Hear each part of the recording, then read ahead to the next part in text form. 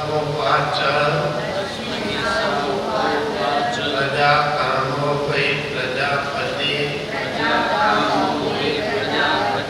सा तपो आतप्यत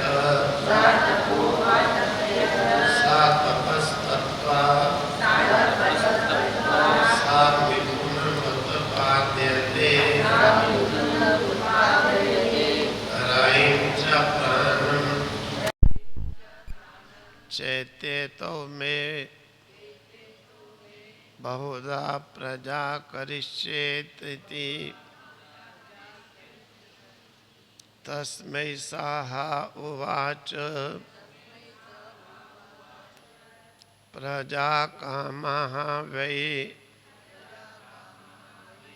प्रजापति सा तपा अतप्यत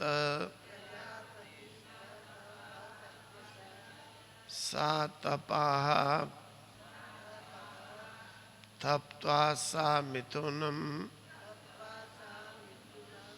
उत्पाद्यते रायं च प्राणं च इति एतौ मे बहुधा प्रजाः करिष्येते इति। तो इस प्रकार से 1 वर्ष ब्रह्मचर्य पूर्वक तप करने के बाद, क्योंकि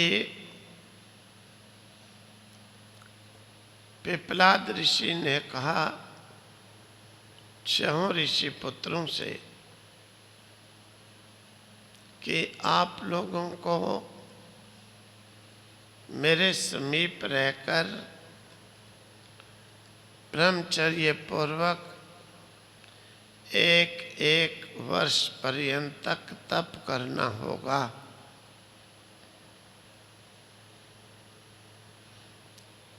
एक वर्ष जब तप करेंगे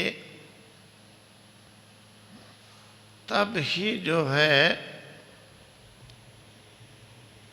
मुझसे ब्रह्म संबंधी प्रश्न पूछने के अधिकारी होंगे। तो 1 वर्ष जब तप करते हुए बीता, कात्य के पुत्र कबंदी ऋषि पुत्र पिपलाद ऋषि के समीप आए और उन्होंने ये प्रश्न किया कि सृष्टि के प्रारंभ में प्रजा जो कुछ भी उत्पन्न होती है वह किससे उत्पन्न होती है। अब ऋषि ने उत्तर दिया, पिपलाद ऋषि कहने लगे, चराचर जगत के स्वामी प्रजापति को जब प्रजा की उत्पत्ति की कामना हुई तो उसने तप अतप्यत तप किया। तप करने के बाद मिथुन उत्पन्न हुआ। मिथुन यानी जोड़ा उत्पन्न हुआ। ये जो मिथुन है यही राई और प्राण कहे गए हैं जो सब प्रथम उत्पन्न हुए। उसने कहा कि मेरी भिन्न भिन्न प्रकार की प्रजा को राई और प्राण ये दोनों उत्पन्न करेंगे। प्रजापति ने ये कहा। अर्थात कहने का अभिप्राय ऋषि का ये है कि ब्रह्म ने जब सृष्टि की सर्वप्रथम रचना की, जो ऋषि पुत्र का पूछने का अभिप्राय था कि जब सृष्टि प्रारंभ हुई तो सबसे प्रथम कौन उत्पन्न हुआ, कैसे आगे हुआ। तो ब्रह्म ने जब सृष्टि की रचना प्रारंभ की, सबसे पहले जो एक्टिविटी शुरू हुई, मतलब कि सबसे पहले जो क्रिया प्रारंभ हुई, और वो क्रिया जब अपने उग्र रूप पर आई,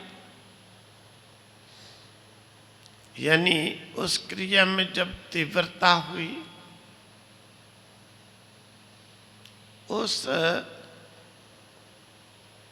समय की अवस्था का नाम तप है। यानी क्रिया की जो उग्रता, एकदम तीव्र होना, वही तप कहा गया। तो जब प्रजापति ने इस सृष्टि के रचना के लिए तप किया, जब तप किया तो तप के बाद मिथुन यानी जोड़ा उत्पन्न हुआ। मिथुन यानी 1 से 2,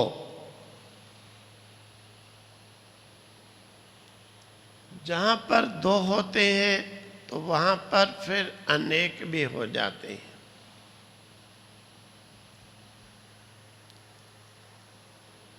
एक से 2 होने में 2 के बाद अनेकता जो है, जब 2 हुए तो अनेकता प्रारंभ हो जाती है।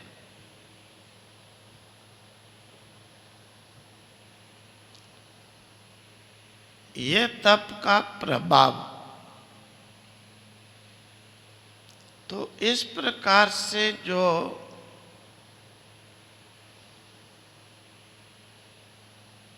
अनेकता होना, यानी मल्टीप्लिसिटी जो शुरू होना, ये द्वित्व के बिना नहीं। यानी 1 के बाद 2 ही होंगे तो फिर 3, 4, 5 चलेंगे। 1 के बाद 2 नहीं होंगे तो 3, 4, 5 नहीं चलेंगे। अनेकता के लिए द्वित्व की परम आवश्यकता। द्वित्व होने पर ही अनेकता प्रारंभ होगी। अर्थात इस प्रकार से कह दें कि इस अनेकता का प्रारंभ द्वित्व के बिना नहीं हो सकता, क्योंकि 1 से 2, 2 से अनेक, यही जो 2 होना, ये मिथुन कहलाता है।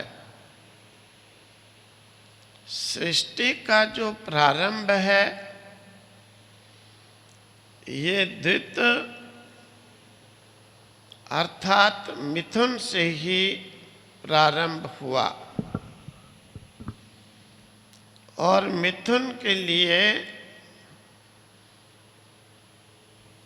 तप की आवश्यकता, तप से ही मिथुन, तप यानी कर्म में एकदम तीव्रता, उग्रता, जब उग्रता रूप क्रिया होती है, तब ही जो है द्वित्व आदि प्रारंभ होता है। उस द्वित में जो उत्पन्न होने में शक्ति काम करती हैं, उन दोनों शक्तियों को रई और प्राण कहा गया।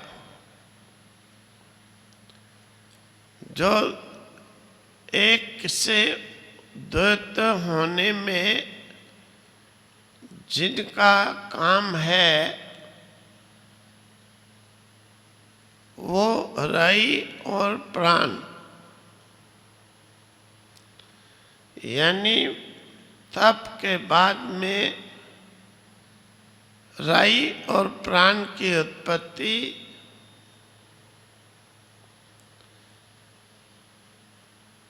तो ये दो शक्तियां जो हैं, प्राण तो हो गया कि धन शक्ति, धन मतलब बहुत, बहुत मतलब जो पॉजिटिव शक्ति है उसे प्राण कह देते हैं,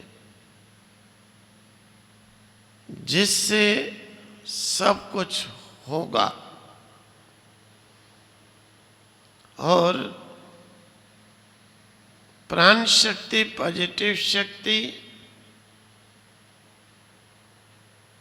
परंतु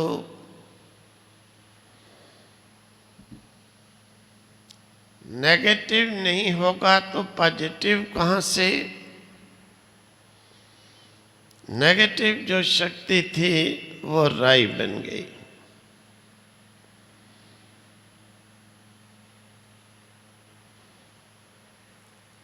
नेगेटिव शक्ति भोग्य बन गई और पॉजिटिव जो शक्ति थी वो प्राण बन गई। प्राण और रई मतलब कि पॉजिटिव शक्ति और नेगेटिव शक्ति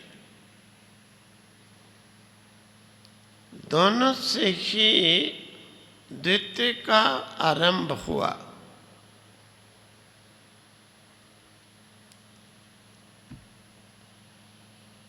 दोनों का आरंभ द्वितीय से ही हुआ। इसीलिए कहते हैं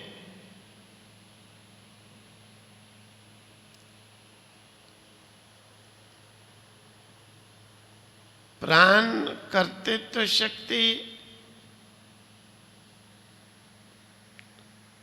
यानी एक्टिव शक्ति,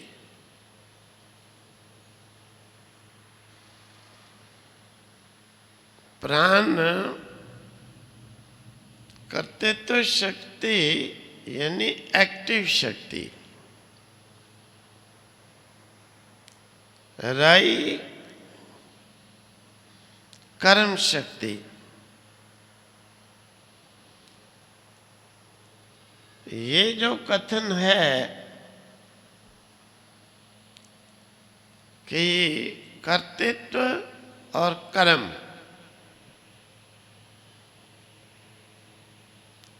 ये बात यहाँ पर और स्पष्ट करने के लिए अधिक प्राण संस्कृत में पुल्लिंग शब्द का वाचक, रई स्त्री लिंग के वाचक शब्द हैं।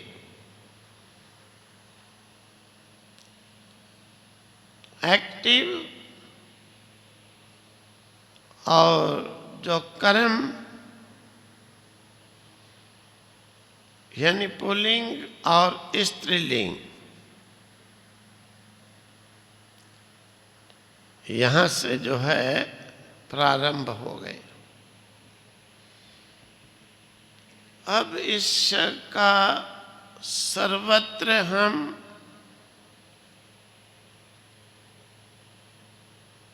प्राण और रई का देख सकते हैं। जैसे आदित्य सूर्य प्राण शक्ति है, चंद्रमा रई शक्ति है, भोक्ति शक्ति को बढ़ाने वाला सूर्य है, भोग्य शक्ति को बढ़ाने वाला चंद्रमा है। सूर्य और चंद्रमा प्राण और रई एक्टिव शक्ति, प्राण शक्ति, रई कर्म शक्ति, कर्म मार्ग, और इन्हीं के संयोग से अनेक प्रकार की सृष्टियों का प्रारंभ भी होता है। प्राण एक सूक्ष्म तत्व है, उसी का साक्षात रूप सूर्य है। रई भी एक सूक्ष्म तत्व है, उसका साक्षात रूप चंद्रमा है। ये जो कुछ मूर्त अमूर्त संसार में दिखाई देता है, ये सब का सब रई और भोग्य है।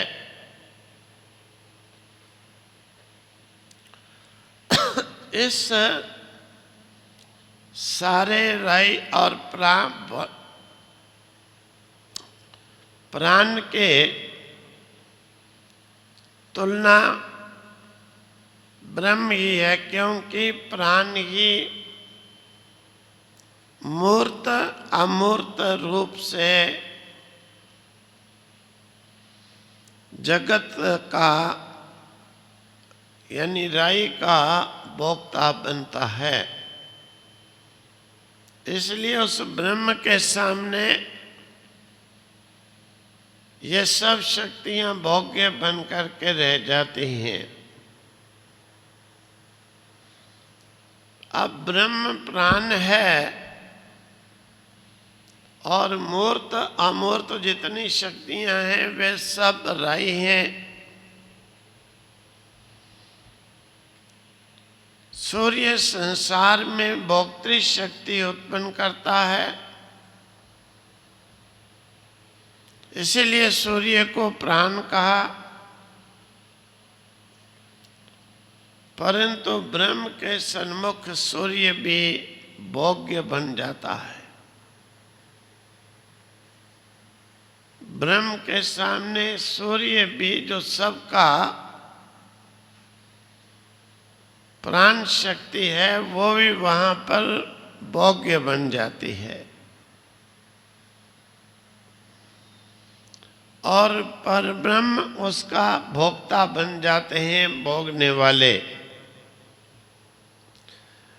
इस दृष्टि से सूर्य जो प्राण है, ब्रह्म के लिए मानो वो भी रई हो जाता है, भोग्य बन जाता है। अब प्राण और रई ये दोनों सापेक्षिक शब्द हैं। सूर्य प्राण है, परंतु इससे भी तो रचा गया है। रचनहार की दृष्टि से ये भी रई बन जाता है, प्राण का भी प्राण। चंद्रमा रई है, परंतु ये भी तो अपनी सृष्टि रचता है, इस दृष्टि से ये भी प्राण है। और प्रत्येक वस्तु में प्राण और जो रई का ही सम्मिश्रण है। संपूर्ण संसार भोग्य होने के कारण रई ब्रह्म के सामने वो भी रई बन जाता है, और ब्रह्म इस संसार का भोक्ता होने के कारण सबका प्राण है।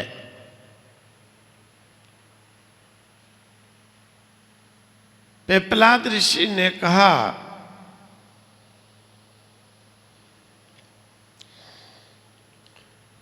देखो ऋषिपुत्र, इस ब्रह्म के रहस्य को जानने के लिए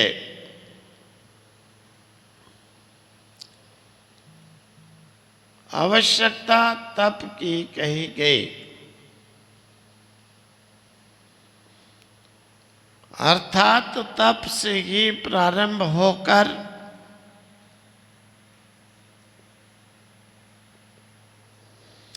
समस्त जो रचनाएं हैं, 1 से 2, 2 से 4, ये अनेकता जो है ये वहां से प्रारंभ होती है।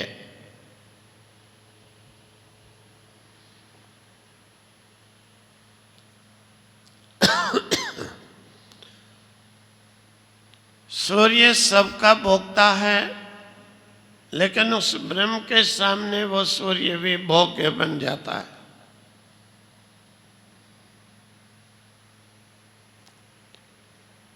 अथवा सबका जो भोक्ता है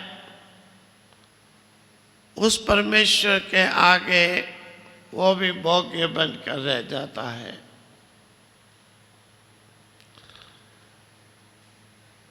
ये तो सूर्य का एग्जाम्पल देकर राई और सूर्य इन दोनों का वर्णन किया गया प्राण और राई के रूप में, और तप से ही उगरता होने पर क्रिया की शुरुआत होती है, फिर एक से द्वित, द्वित से अनेक चल पड़ता है। आगे शेष भाग कहेंगे। ओम तत्सत, ओम तत्सत, ओम तत्सत।